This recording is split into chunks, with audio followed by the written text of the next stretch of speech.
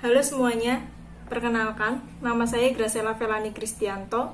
Saya adalah mahasiswa di Stigom Yosudarso Purwokerto, program studi Sistem Informasi. Di sini, saya akan menjelaskan sedikit tentang Internet Service dan Connectivity. Internet diartikan sebagai jalan raya superinformasi untuk mengakses informasi melalui web. Namun, internet dapat didefinisikan sebagai berikut. Internet adalah sistem global jaringan komputer yang saling berhubungan di seluruh dunia. Internet menggunakan protokol internet standar atau TCP/IP. Setiap komputer di internet diidentifikasi dengan alamat IP unik. Alamat IP adalah sekumpulan angka unik untuk mengidentifikasi lokasi komputer.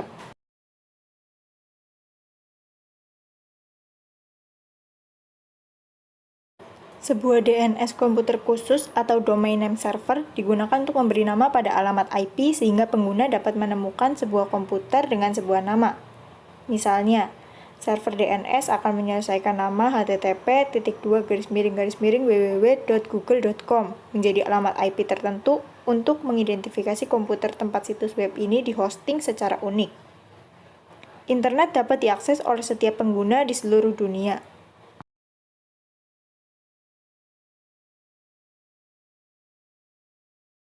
Intranet.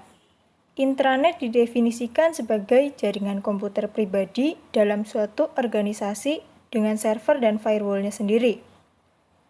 Selain itu, kita dapat mendefinisikan intranet sebagai sistem di mana beberapa PC dalam jaringan dihubungkan satu sama lain. PC di intranet tidak tersedia untuk dunia di luar intranet. Biasanya, setiap perusahaan atau organisasi memiliki jaringan intranet mereka sendiri, dan anggota atau karyawan perusahaan tersebut dapat mengakses komputer di intranet mereka.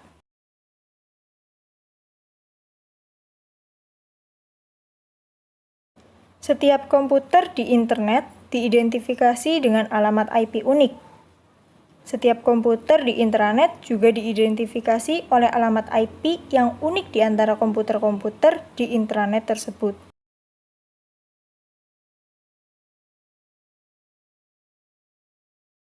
Extranet. Extranet mengacu pada jaringan dalam suatu organisasi menggunakan internet untuk terhubung dengan pihak luar secara terkendali. Ini membantu menghubungkan bisnis dengan pelanggan dan pemasok mereka, dan oleh karena itu, memungkinkan bekerja secara kolaboratif. Cara kerja internet.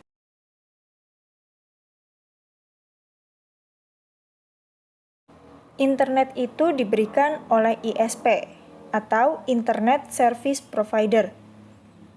Internet Service Provider adalah perusahaan atau badan yang menyediakan jasa sambungan internet dan jasa lainnya yang berhubungan.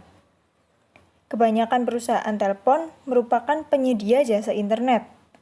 Mereka menyediakan jasa seperti hubungan ke internet, pendaftaran nama domain, dan hosting. Contoh perusahaannya seperti Telkomsel, Speedy, Indosat, dan lain-lain.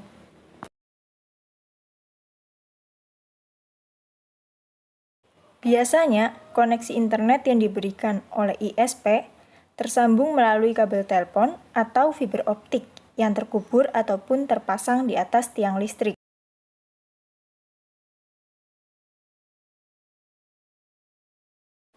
Fiber optik adalah sebuah teknologi transmisi sinyal kabel yang menggunakan benang atau serat, kaca atau plastik. Kabel fiber optik mampu mentransmisi pesan modulasi ke gelombang cahaya.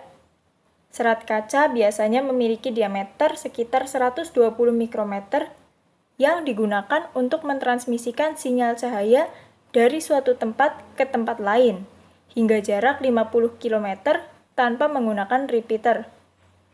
Sinyal-sinyal gelombang dapat berupa pengkodean komunikasi suara atau data-data komputer.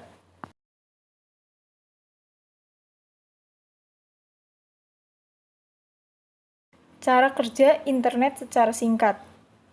ISP memberikan IP ke PC. Setelah diberikan IP, lalu pihak dari ISP akan mengkonfigurasi alamat yang ada di PC supaya tersambung dengan server ISP. Pengkonfigurasian biasanya dilakukan pada router. Lalu di dalam router terdapat banyak sekali menu pilihan. Intinya menu tersebut untuk mengkonfigurasi IP address, membatasi kecepatan akses, memblokir IP atau alamat yang dilarang untuk diakses, dan masih banyak lagi pilihan menu konfigurasinya. Setelah konfigurasi selesai, maka internet sudah bisa diakses atau digunakan.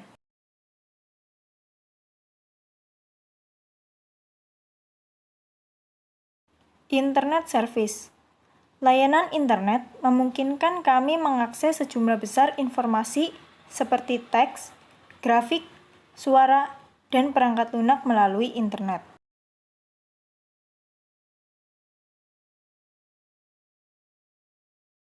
Terdapat 4 kategori berbeda dari layanan internet, yaitu yang pertama, Communication Service, kemudian yang kedua, Information Retrieval Service, kemudian yang ketiga, Web Service, dan yang terakhir, WWW.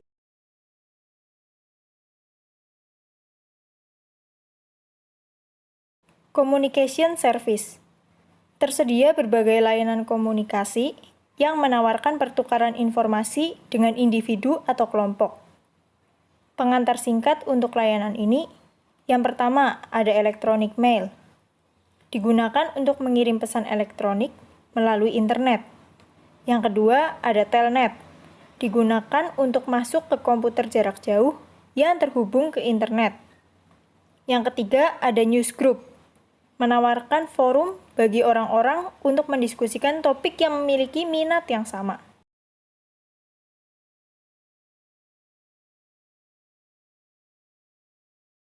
Kemudian ada Internet Relay Chat atau IRC.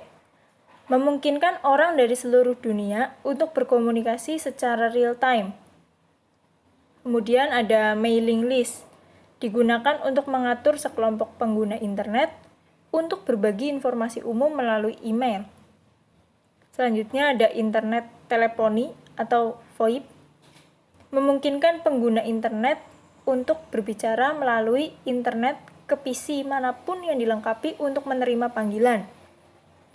Dan kemudian ada instant messaging, menawarkan obrolan waktu nyata antara individu dan sekelompok orang, seperti Yahoo Messenger, MSN Messenger.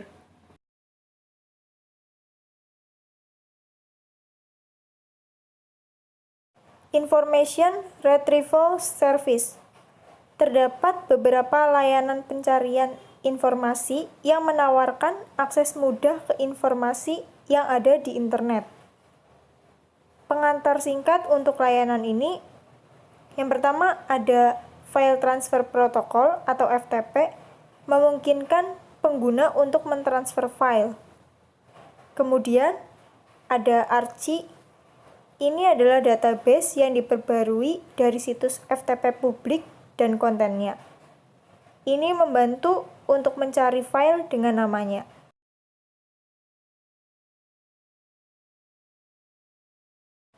Kemudian ada Gopher, digunakan untuk mencari, mengambil, dan menampilkan dokumen di situs jarak jauh. Selanjutnya ada Very Easy Rodent Oriented Network Index to Computer Archive atau Veronica adalah sumber daya berbasis Gopher. Ini memungkinkan akses ke sumber informasi yang disimpan di server Gopher.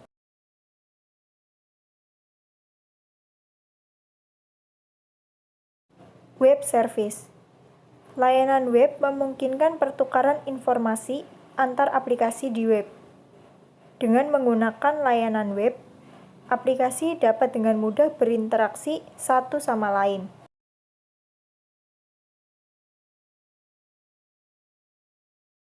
Pada umumnya, ada dua jenis web service. Yang pertama, SOAP Web Service. SOAP atau Simple Object Access Protocol adalah sebuah spesifikasi protokol untuk pertukaran pesan atau informasi terstruktur dalam implementasi web service di jaringan komputer. SOAP menggunakan Extensible Markup Language atau XML sebagai format pesannya, dan biasanya bergantung pada protokol layer aplikasi lainnya, terutama Hypertext Transfer Protocol atau HTTP dan Simple Mail Transfer Protocol atau SMTP untuk transmisi dan negosiasi pesan.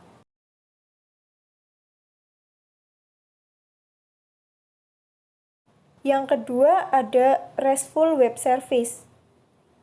Representational State Transfer atau REST adalah sebuah arsitektur software untuk sistem terdistribusi semisal web. REST telah berkembang sebagai model desain web service yang dominan saat ini. Istilah Representational State Transfer atau REST dikenalkan dan didefinisikan pada tahun 2000 oleh Roy Fielding dalam disertasi doktoralnya.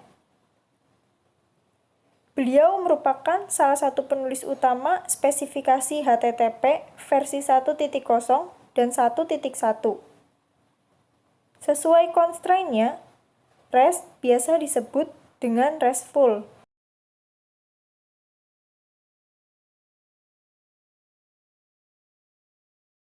Perbedaan SOAP dan REST.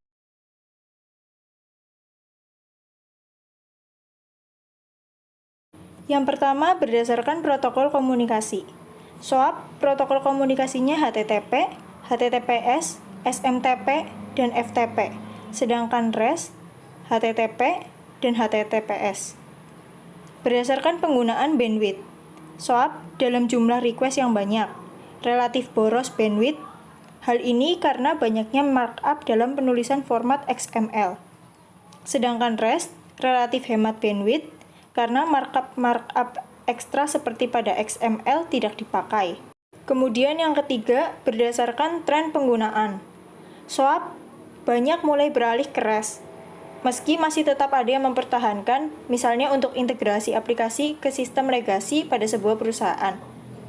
Sedangkan REST mulai populer, banyak dipakai oleh penyedia web service terkemuka seperti Twitter, Yahoo, Flickr, Blocklines, Technorati, Google, Amazon, eBay, dan lain-lain. Selanjutnya yang keempat berdasarkan aturan penulisan. SOAP lebih ketat mengikuti spesifikasi XML, sedangkan REST tidak ada spesifikasi khusus.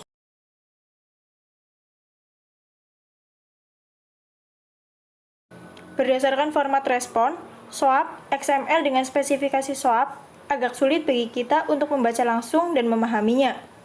Sedangkan REST, XML, JSON, atau format plain text lainnya. Hal ini memudahkan penerima respon membaca dan memahaminya. Berdasarkan attachment file, SOAP bisa karena dapat mengembalikan respon dalam format binary, sedangkan REST tidak bisa. Selanjutnya berdasarkan sifat web service pada umumnya. SOAP lebih tertutup, lebih ditujukan untuk vendor atau perusahaan tertentu, sedangkan REST terbuka dan bisa diakses oleh siapa saja.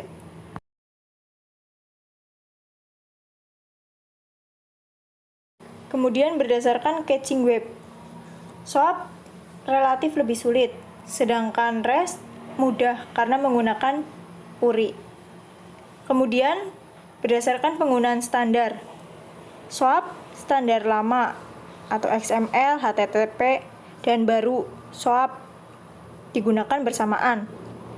Sedangkan REST standar yang sudah ada seperti XML dan HTTP.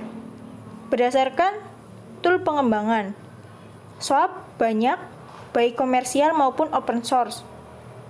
Sedangkan REST beberapa karena tidak begitu dibutuhkan. Kemudian berdasarkan tool manajemen, SOAP perlu, bahkan kadang harganya lebih mahal. Sedangkan REST menggunakan tool yang sudah ada pada sistem jaringan.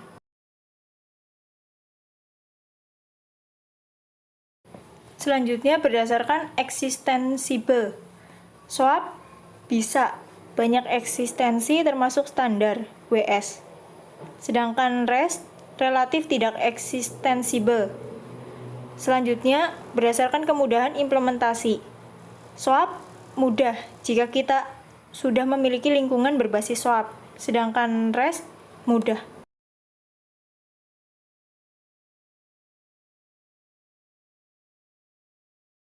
WWW atau World Wide Web adalah suatu ruang informasi di mana sumber daya yang berguna diidentifikasi oleh pengenal global yang disebut Uniform Resource Identifier.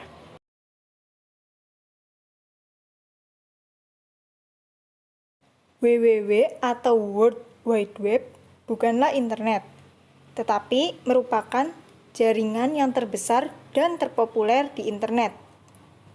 Data WWW atau World Wide Web disebut website atau webpage. Contoh datanya berupa tulisan atau teks, gambar, suara, maupun video.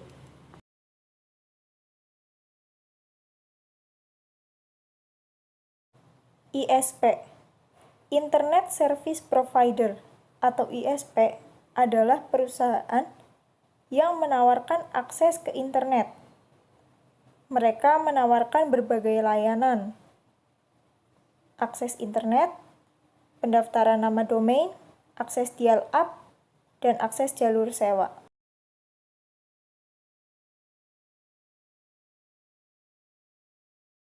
Klasifikasi ISP.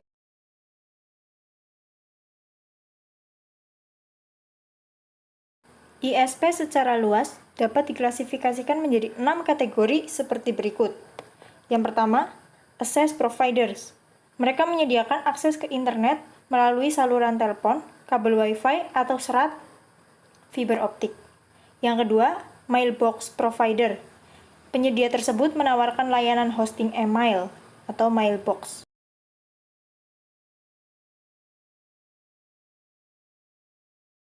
Kemudian yang ketiga, ada hosting ISPs. Hosting ISP menawarkan email dan layanan hosting web lainnya seperti mesin virtual, cloud, dan lain-lain. Kemudian yang keempat, virtual ISPs. ISP tersebut menawarkan akses internet melalui layanan ISP lainnya. Yang kelima, free ISPs. ISP gratis tidak mengenakan biaya untuk layanan internet.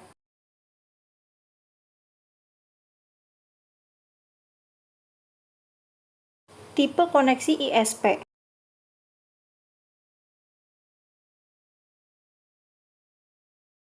Terdapat beberapa cara untuk terhubung ke internet. Jenis-jenis koneksi yang tersedia. Yang pertama ada dial-up connection. Koneksi dial-up menggunakan saluran telepon untuk menghubungkan PC ke internet. Ini membutuhkan modem untuk mengatur koneksi dial-up. Modem ini berfungsi sebagai antarmuka antara PC dan saluran telepon.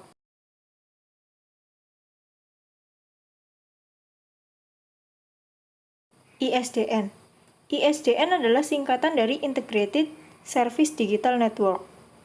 Ini membuat koneksi menggunakan saluran telepon yang membawa sinyal digital, bukan sinyal analog.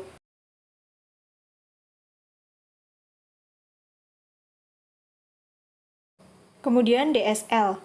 DSL adalah singkatan dari Digital Subscriber Line. Ini adalah bentuk koneksi broadband karena menyediakan koneksi melalui saluran telepon biasa.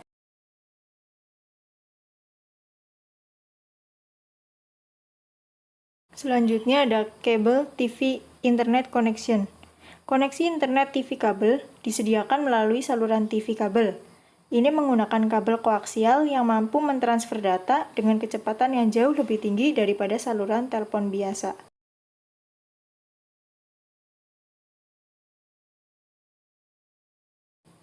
Kemudian ada Satellite Internet Connection. Koneksi internet satelit menawarkan koneksi berkecepatan tinggi ke internet. Ada dua jenis koneksi internet satelit, koneksi satu arah atau koneksi dua arah.